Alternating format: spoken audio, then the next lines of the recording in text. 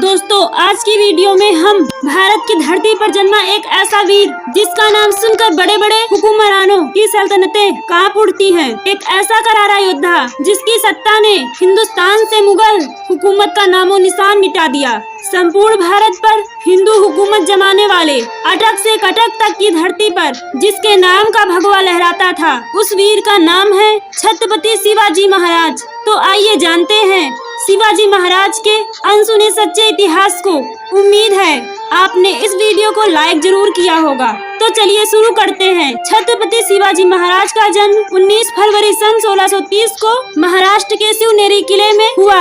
यह वो वक्त था जब दिल्ली सहित लगभग आधे भारत पर मुगलों के कट्टर सुल्तान औरंगजेब की हुकूमत थी और दक्षिण भारत पर आदिल शाह और कुतुब शाह जैसे सुल्तानों ने कब्जा कर रखा था। इस वक्त तक भारत में एक भी स्वतंत्र हिंदू राज्य नहीं था। देश, मंदिर, हिंदू और गायों को खतरे में देखकर मात्र 15 साल की उम्र में छत्रपति शिवाजी महाराज संपूर्ण भारत पर हिंदू हुकूमत जमाने की प्रतिज्ञा ली और इसी उपदेश से शिवाजी महाराज निकल पड़े अपनी सेना बनाने के लिए। पर 15 साल के बालक का साथ भला कौन देता, इसलिए उन्होंने अपने दोस्तों को अपने साथ लिया और बीजापुर की मुस्लिम सल्तनत पर धावा बोल दिया। मात्र 16 साल की उम्र में शिवाजी महाराज ने अपने दोस्तों के साथ मिलकर तोराना के किले को विजय कर लिया। इस किले से शिवाजी महाराज को बहुत बड़ा खजाना हाथ लगा। इस खजाने से शिवाजी ने एक सेना बनाई और इसी के बल पर शिवाजी महाराज ने अगले 2 वर्षों में पुरंदर, चाकल और राजगढ़ जैसे विशाल किलों पर अपनी हुकूमत कायम कर ली। धीरे धीरे शिवाजी महाराज ने अपनी हुकूमत का विस्तार किया और अपनी सेना के साथ कोकण पर चढ़ाई की। मुगल इलाकों पर पहली बार कोई हिंदू राजा तलवार लेकर आया था। मराठा सेना ने मुस्लिम सूबेदारों को मारकर कोकण, कल्याण जैसे नगरों पर भगवा ध्वज तान दिया। 40 किले, 9 सामंत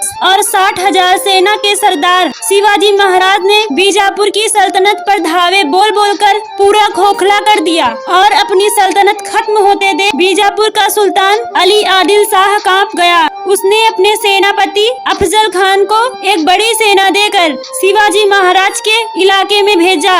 शिवाजी महाराज इस समय प्रतापगढ़ किले में थे। सन 1659 को अफजल खान अपने विशाल लश्कर के साथ सीधे प्रतापगढ़ की तरफ निकल पड़ा। हिंदू, गौ, स्त्री और ब्राह्मणों का कत्ल करते हुए उसका लश्कर मैदान में उतरा। अफजल खान के इरादे शिवाजी को धोखे से मारने के थे। इसी वजह से उसने शिवाजी महाराज के समक्ष एक संधि प्रस्ताव रखा। अगले दिन शिवाजी महाराज की अफजल खान से मुलाकात हुई। गले मिलने के बहाने लंबे चौड़े अफजल खान ने शिवाजी महाराज को दबोच लिया और उनकी पीठ में खंजर से वार किया, परंतु कपड़े के नीचे लोहे का कवच पहने शिवाजी महाराज ने अपना बाघ नख निकालकर अफजल खान को वहीं के वहीं चीर डाला। अफजल खान के मरते ही उसकी तमाम सेना हवा की रफ्तार से भाग निकली, परंतु शिवाजी महाराज पर हमले से नाराज मराठे भागती हुई आदिल शाही से भिड़ गए और गुस्से से भरे मराठे 8,000 दुश्मनों को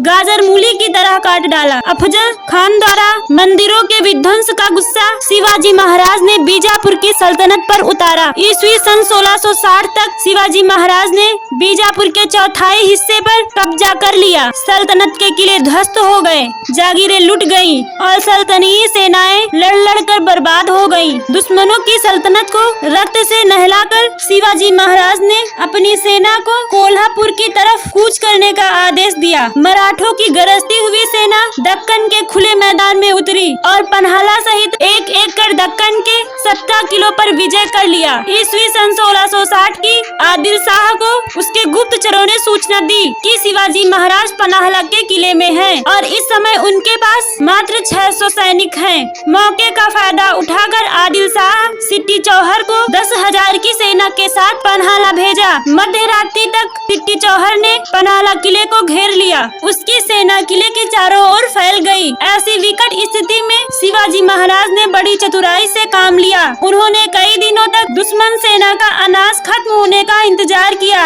और 13 जुलाई की रात थकी हुई दुश्मन सेना को चकमा देकर शिवाजी महाराज सभी मावलों को लेकर किले से निकल गए। भनक लगते ही दुश्मन सेना शिवाजी के पीछे निकल निकल पड़ी। शिवाजी महाराज 300 मावलों के साथ आगे बढ़ चुके थे और इधर बाजी प्रभु देशपांडे के नेतृत्व में बाकी बचे मात्र 300 मावले 10,000 दुश्मनों से भिड़ गए। ये युद्ध आज के इतिहास का सबसे भयानक युद्ध सिद्ध हुआ। मात्र 300 मावले पूरी रात शत्रुओं से लड़ते रहे।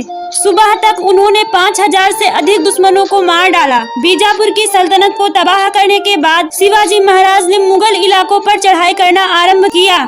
ईस्वी सन 1657 को शिवाजी महाराज ने अहमदनगर के मुगल थानों पर धावा बोल दिया और एक एक कर इस इलाके के तमाम मुगल चौकियों को तबाह कर डाला। जजिया कर गौ हत्या पर विराम लगाते हुए शिवाजी महाराज अपनी सेनाओं के साथ आगे बढ़ते गए और जुन्नार के मुगल ठिकाने पर चढ़ाई कर दी। परंतु यह बात औरंगजेब बर्दाश्त नहीं कर पाया। उसने शिवाजी महाराज को काबू में लाने के लिए अपने मामा शाही इस्ता खां के नेतृत्व में 1,50,000 मुगल सैनिक का लश्कर महाराष्ट्र की तरफ भेजा।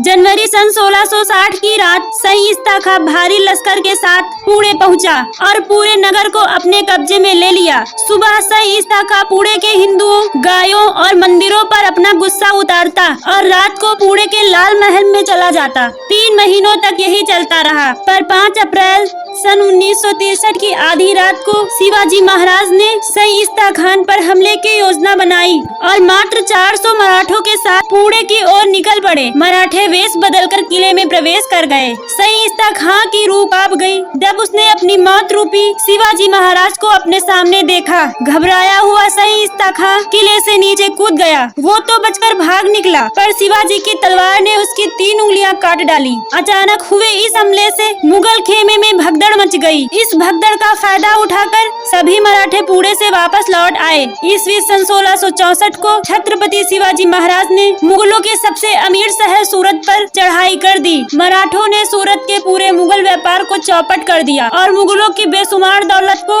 अपने कब्जे में ले लिया। इस घटना से औरंगजेब का गुस्सा 7वें आसमान पर था और अपनी सल्तनत के अपमान का बदला लेने के लिए औरंगजेब ने तुरंत आमेर के राजा जय सिंह को एक बड़ी सेना के साथ शिवाजी महाराज के राज्य में उतारा। ईस्वी सन 1665 को जय सिंह 1 लाख सैनिकों के साथ शिवाजी महाराज को पुरंदर के किले में घेर लिया और महाराज से समझौता किया। उसके तहत शिवाजी को हिंदवी स्वराज्य के 23 किले मुगलों के हवाले करने पड़े। परंतु ईस्वी सन 1670 में मुगलों पर कहर बनकर टूटे शिवाजी राजे ने किले पर तैनात मुगलों को मार मार कर लाशों का अंबार लगा दिया। मात्र 4 महीने में उन्होंने एक एक कर अपने सभी किलों पर भगवा ध्वज लहरा दिया। 6 जून सन 1674 को शिवाजी महाराज का वैदिक मंत्रों के साथ राज्याभिषेक हुआ। अपने राज तिलक के तुरंत बाद हैदराबाद रियासत पर चढ़ाई कर दी। उनकी सेनाएं दक्कन के पर्वतों से उतरी और पोंडा, कारवार, कोल्हापुर और जंजीरा के किलों को हुकूमत के नीचे ले आई। छत्रपति शिवाजी ने कर्नाटक से होते हुए वेल्लोरा, गिंगिम, मैसूर और तमिलनाडु तक के इलाकों पर विजय प्राप्त की। ईस्वी सन 1680 में मात्र 50 साल की आयु में हनुमान जयंती के दिन छत्रपति शिवाजी महाराज ने स्वर्ग की ओर प्रस्थान किया। ऐसे वीर सपूतों से जुड़े इस वीडियो को आप लाइक जरूर करें। धन्यवाद।